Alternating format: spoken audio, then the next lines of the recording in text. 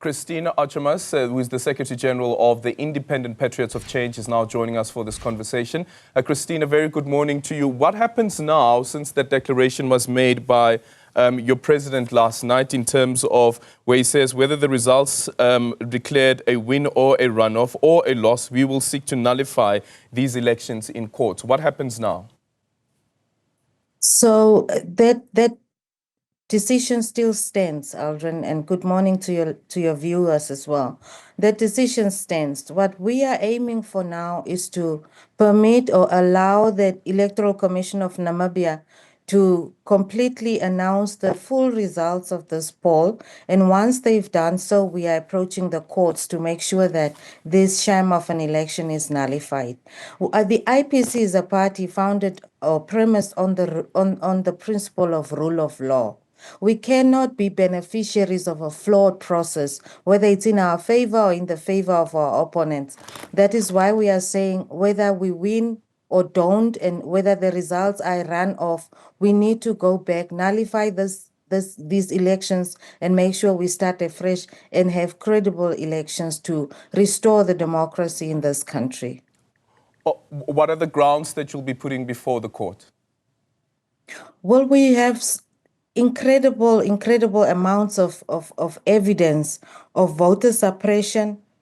We have incredible amounts of evidence of witnesses that have been turned away, not because only the polling stations did not have ballots, but because, you know, the mobile polling stations decided they are scheduled to be elsewhere and left people in the queue without servicing them, which is a requirement in law that everybody that is found to be in a queue at the time of the polls closing should be accorded the opportunity to cast their votes. We've got significant evidence around the results, the provisional results that have been coming from the polling stations that are not adding up. You have the number of people voting and the number of votes allocated to particular polling stations not tallying. We have got missing ballot books that are unaccounted for. We've got ballot boxes that are being transferred without the escort of the police.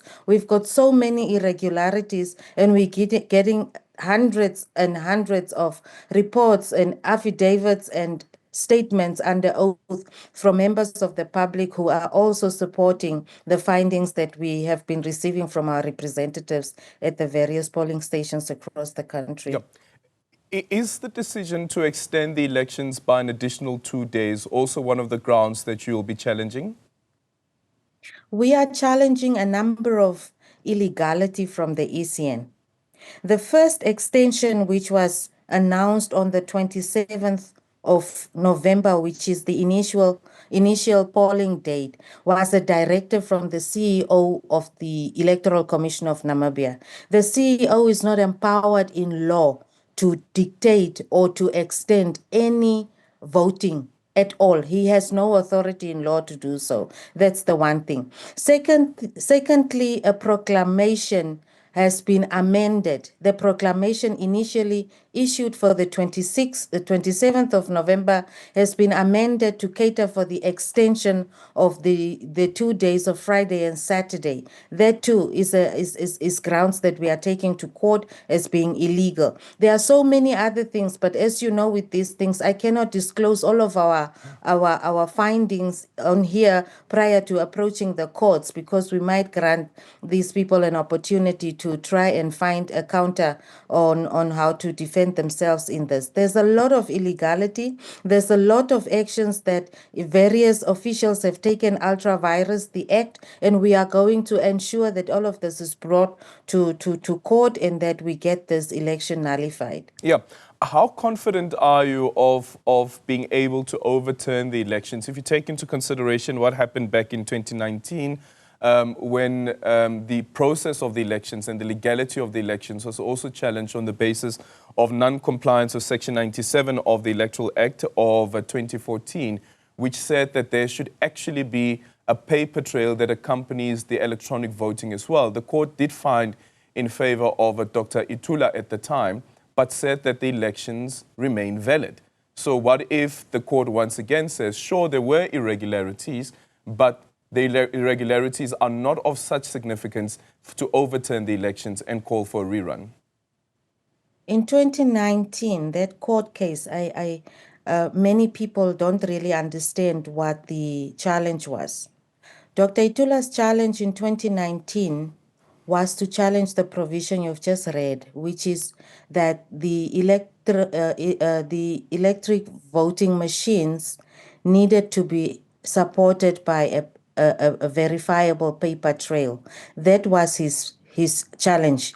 He did not in that court challenge seek or ask the courts to nullify the outcome of the elections. That was not a prayer in that application in 2019.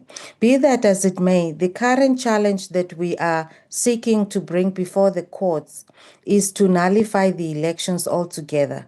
The provisions of the law say when you are challenging presidential elections, you should provide material evidence that there would be a significant effect on the outcome of the elections.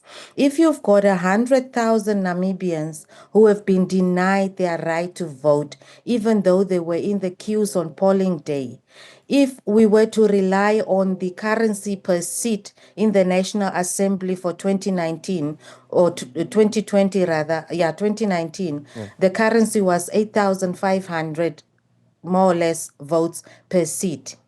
If 100,000 Namibians were denied their right to vote, which is what we are aiming for and which is what we are gathering, very fast approaching that number, it means that there are about 8 seats in the National Assembly that would have been added to the political party for which these 100,000 people would have voted for. And that is a significant number as it has a bearing on the passing of legislation in the National Assembly. Okay, We've got material evidence apologies, in that Christine, respect. because we're running out of time. Just quickly need to squeeze this one in. By when do you expect the election results to be announced? Well, they started last night and they've only done about 10 constituencies. We have 121 constituencies. If they go at the pace that they've started with, it would require them 11 days to conclude. I just hope that they are able to process these results faster and that we can have results as soon as possible. Okay, then thank you so much for your time. There is Christine Aochamus, who is the Secretary General of the Independent Patriots for Change.